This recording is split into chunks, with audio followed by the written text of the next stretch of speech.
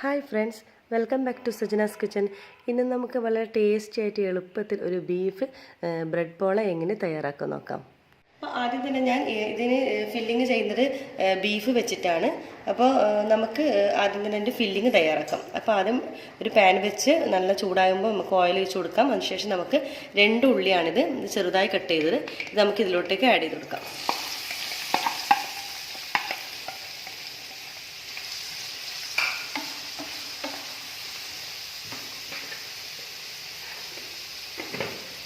അല്പം ഉപ്പ് ചേർത്ത് കൊടുക്കാം. ഉള്ളി ഒന്ന് വാടി വന്നിട്ടുണ്ട്. അതിലേക്ക് നമുക്ക് ഇഞ്ചി, വെളുത്തുള്ളി, പച്ചമുളക് ചെറുതായിട്ട് അരിഞ്ഞത് കൂടി ഇതിലോട്ടേക്ക് ചേർത്ത് കൊടുക്കാം. നന്നായിട്ടൊന്ന് മിക്സ് ചെയ്ത് കൊടുക്കാം.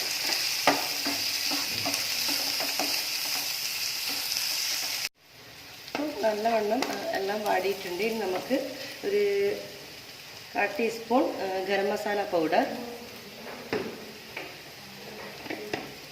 1/4 ടീസ്പൂൺ മഞ്ഞൾപ്പൊടി ചേർത്ത് കൊടുക്കാം. നന്നായിട്ടൊന്ന് മിക്സ് ചെയ്ത് കൊടുക്കാം. ഇനി ഇതിലേക്ക് നമുക്ക് ഗ്രേറ്റ് ചെയ്ത് വെച്ചിട്ടുള്ള ക്യാരറ്റും കൂടി ഇതിലോട്ടേക്ക് ചേർത്ത് കൊടുക്കാം.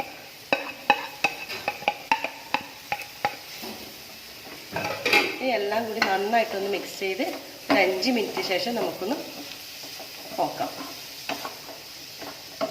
ക്യാരറ്റ് വെന്ത് വന്നിട്ടുണ്ട്. അതിലേക്ക് നമുക്ക് കറിവേപ്പിലയും മല്ലിയിലയും കൂടി ചെറുതായിട്ട് കട്ട് ചെയ്ത് ഇട്ട് കൊടുക്കാം.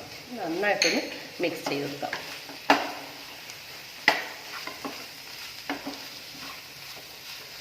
പിന്നെ ഞാനിപ്പം ബീഫാണ് എടുത്തിരുന്ന് പറഞ്ഞല്ലോ. അപ്പോൾ ബീഫ് ചെറുതായിട്ട് ഉപ്പിട്ട് വേവിച്ചിട്ട് ശേഷം നമ്മളൊന്ന് കപ്പിലിട്ടൊന്ന് പൊടിച്ചെടുത്തതാണിത്. അപ്പോൾ അതും കൂടി ഇതിലോട്ടേക്ക് ചേർത്ത് കൊടുക്കാം. അപ്പോൾ ഈ ബീഫിന് പകരം നിങ്ങൾക്ക് ചിക്കനും ഇതേ രീതിയിൽ ആക്കാം. നന്നായിട്ട് എല്ലാം കൂടി നമുക്കൊന്നിന് മിക്സ് ചെയ്ത് കൊടുക്കാം.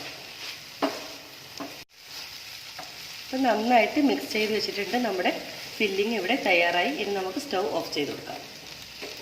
അപ്പോൾ ഞാൻ ഇതിന് വേണ്ടി ഞാനിപ്പോൾ 9 പീസ് ബ്രെഡാണ് എടുത്തിട്ടുള്ളത്.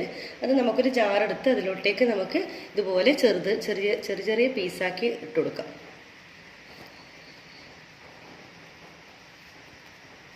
അപ്പോൾ നമ്മളെല്ലാം പൊടിച്ച് വെച്ച് ഇനി 1 കപ്പ് പാൽ ഇതിലോട്ടേക്ക് ചേർത്ത് കൊടുക്കാം.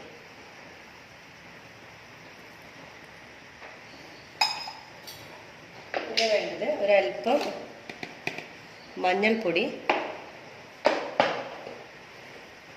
അല്പം കാശ്മീരി മുളക്, ഒരു 1/4 ടീസ്പൂൺ കാശ്മീരി മുളക് പൊടി, 1 ടീസ്പൂൺ ഉപ്പ്, മഞ്ഞൾപ്പൊടിയും ഉപ്പും ചേർത്ത് കൊടുക്കാം. ഇനി നന്നായിട്ട് നമുക്കിതൊന്ന് അടിച്ചെടുക്കാം.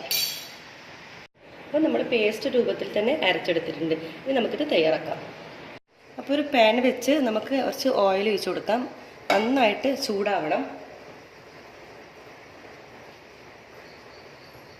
അതിനുശേഷം നമ്മൾ അടിച്ചു വെച്ച ബാറ്ററിൻ്റെ ഒരു 1/3 ഭാഗം നമുക്ക് ആദ്യം ഇതിലേക്ക് ഒഴിച്ചു കൊടുക്കാം.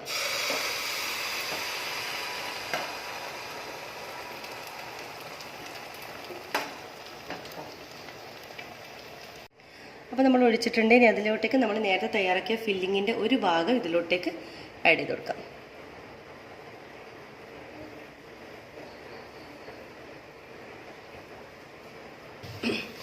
ഇനി അപ്പോൾ ഫില്ലിങ്ങൊക്കെ നമ്മൾ ഒരു ലെയർ വെച്ചിട്ടുണ്ട്. ഇനി ബാക്കി നമുക്ക് നേരത്തെ ബ്രെഡിൻ്റെ പകുതി ഇതിലോട്ടേക്ക് ആഡ് ചെയ്ത് കൊടുക്കാം.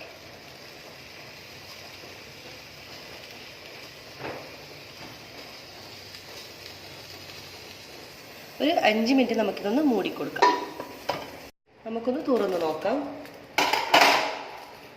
ഇപ്പം നമ്മുടെ രണ്ടാമത്തെ ലെയർ അതും കൂടി ഇതിലോട്ടേക്ക് ആഡ് ചെയ്ത് കൊടുക്കാം. അപ്പോൾ നമ്മുടെ രണ്ടാമത്തെ ലെയറും കൂടി വെച്ച് അതിലേക്ക് നമ്മുടെ ഈ ബ്രെഡ് ക്രംസിൻ്റെ നേരത്തെ ബാറ്റർ ഇതിൻ്റെ മുകളിലോട്ടേക്കായിട്ട് ഒഴിച്ചു കൊടുക്കാം. എല്ലാ ഭാഗത്തോട്ടേക്കാവണം. നമ്മളെല്ലാ ബാറ്ററും ഇപ്പോൾ ഒഴിച്ചിട്ടുണ്ട്. ഇനി നമുക്കിതൊരു 5 മിനിറ്റ് ഇതുപോലെ വെച്ച് കൊടുക്കാം. 5 മിനിറ്റായി. നമുക്കിതൊന്ന് തുറന്ന് നോക്കാം. ഏകദേശം നല്ലവണ്ണം പൊന്തിയിട്ടുണ്ട്. ഇനി നമുക്കിതൊന്ന് ചെറിയ തോതിൽ ഡെക്കറേറ്റ് ഒന്ന് ചെയ്ത് കൊടുക്കാം. ഒരല്പം ഗ്രേറ്റ് ചെയ്ത ക്യാരറ്റ് ഉണ്ട്, അത് ഇതിലോട്ടേക്ക് നമുക്കൊന്ന് സ്പ്രെഡ് ചെയ്ത് കൊടുക്കാം. അപ്പോൾ ഇതിൻ്റെ മുകളിൽ കുറച്ച് ക്യാരറ്റ്, പിന്നെ ഞാൻ ഇതുപോലെ ക്യാപ്സിക്കം വെക്കുന്നുണ്ട്. ഒക്കെ ഒരു ഡെക്കറേഷന് വേണ്ടിയാണ്.